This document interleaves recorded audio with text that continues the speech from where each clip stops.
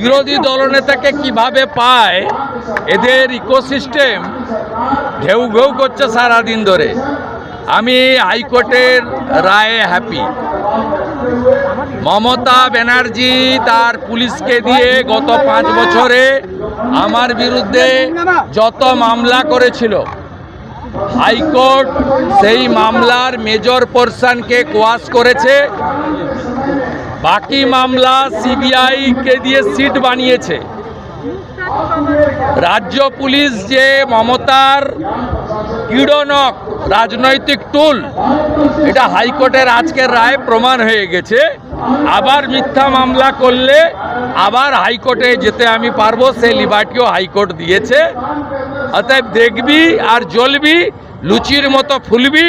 নন্দীগ্রামে হারিয়েছি, ভবানীপুরেও হারাবো। মমতাকে প্রাক্তন করবো, ওর ভাইপোকে জেলে পাঠাবো। জয়।